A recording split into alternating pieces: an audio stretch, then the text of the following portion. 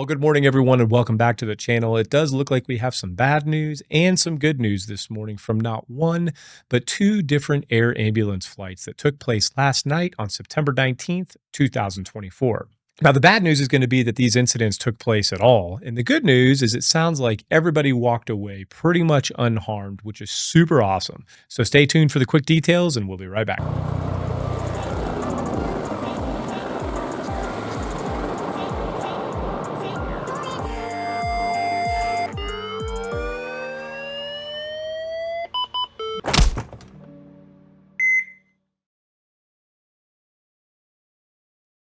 Now, this first incident took place with a company called Mercy Flight Central, which is a very cool nonprofit flight service that serves the central part of upstate New York. Now, Mercy has been around for about 30 years or so and has pretty cool history where they started out in 1992 flying BO 105s for a while. And then I think they had a whole fleet of BK 117s, which always look so super cool in this black and red livery. And then a few years ago, they switched over their entire fleet to these Leonardo AW 119s. Now, Mercy Flight Central is a nonprofit, and they rely on donations and public funding as well as reimbursement. And you can actually go on their website and donate to them here. Now, like I said, they are in central New York, and they have three bases, with one of them being in Canandaigua, which is where the accident took place, another one in Marcellus, and another one in Rome. They certainly have some cool names for these cities in upstate New York. Now, this particular aircraft in this incident was tail number November 281 Mike Charlie, and it's this beautiful Leonardo Augusta 119 Mark II, or MK2, otherwise known as the Koala. Now, this particular tail number was manufactured in 2022, but the Augusta 119 overall was first put into service about 23 years ago, and it was originally designed as a cheaper single-engine alternative to the bigger twin-engine AW109. Now, it's got some differences, even though it looks pretty much the same on the inside. I mean, it's got the same type of cockpit. It's just a little smaller in the back, but it also has fixed skids instead of the retractable landing gear that you would see on the 109. Now, it's only got one engine, but most of the redundancy stuff like their dual hydraulics and dual SAS or the stability augmentation system, it still has those redundancy items. Now, it also costs about half as much as an AW109. Now, for a single-engine aircraft, this engine absolutely rips, and it's got to be one of the most powerful single-engine Light 1 helicopters out there. I think probably the only rival would be that Bell 407 with the Eagle HP kit on it. But anyway, this thing has a single Pratt & Whitney PT6B37A turboshaft engine, which makes over 1,000 horsepower. It's super reliable, and it's in all kinds of aircraft. It's in rotaries, it's in fixed wings, and there is some variant of the PT6 turboshaft engine that is used in over 100 different applications. And so even though this is an Italian-designed helicopter, it's actually built by Leonardo right here in the United States in Philadelphia, Pennsylvania. And you're going to be seeing a lot more of these around because this aircraft was actually selected by the Department of Defense as one of the main replacements for that aging TH-57, which was based on a Bell 206 and was one of the original training helicopters used by much of the military, now with the new AW119 training version called the TH-73A or Thrasher. And it is going to be the main training helicopter for the Navy, the Marines, and the Coast Guard. So as we head over here to the ADS-B Exchange website where you can watch their ADS-B data, and it looks like they were obviously pretty busy the day before, again, flying around central New York and probably taking the majority of their patients to the Rochester, New York area, either downtown or the metropolitan area. But you can see their base here on the north side of the Canandaigua Airport, and it's a pretty cool looking base out here all by itself. It's got plenty of room, got their own hangar, and it's in this beautiful part of the country. And it looks like they took off last night at about 18:31 hours local time and headed southwest to this tiny little area here, which it looks like it's a small city or town called Atlanta. And I'm guessing that this was a scene flight because it looks like they landed right about here in this area right here. And I don't see any hospitals or anything like that in the area. And it only took them about 10 minutes to get there, and they landed at 18:41. And then they were only on the ground for about 13 or 14 minutes. Another reason I think that it was a scene flight.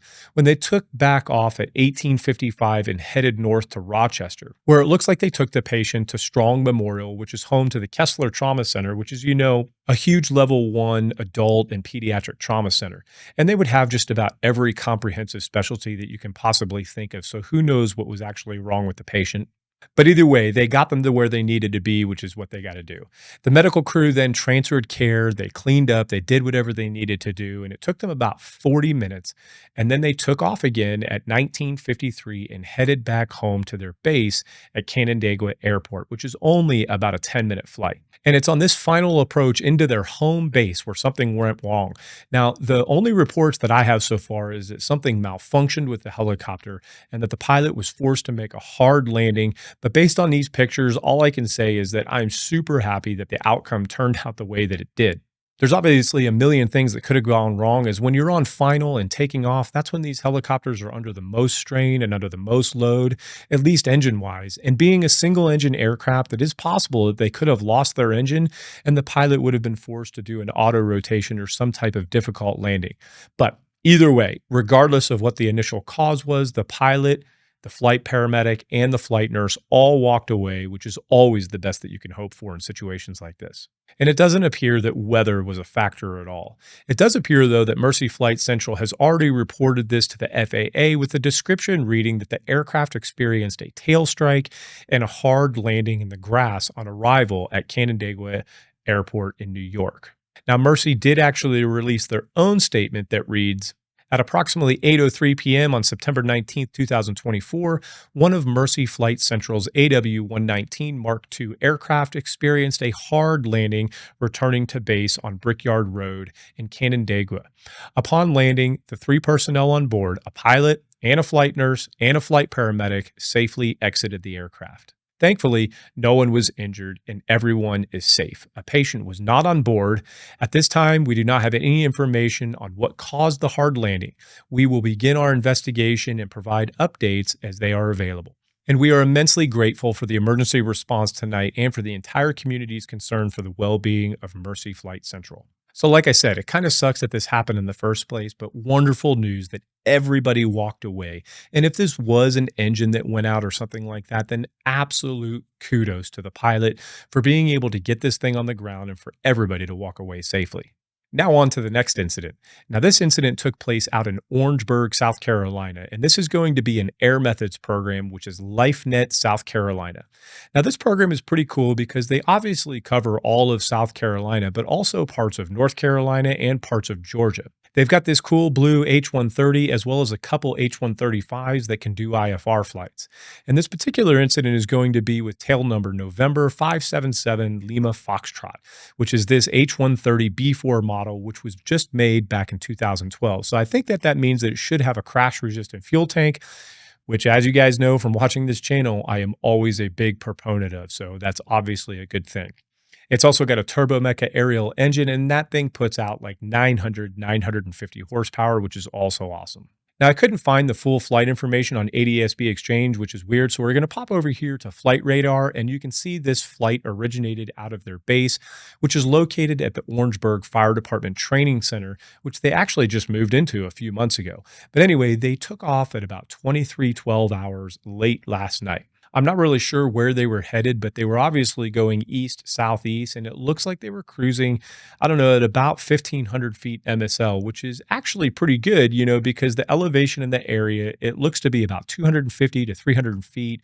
They might be rolling up and down a little, but, it's basically about 250, 300 feet above the ground, which means that they're flying 12 or 1,300 feet above the ground, which has its benefits and its drawbacks. The drawback is that there's lots of data out there that show that most bird strikes happen between 1,000 and 2,000 feet above the ground.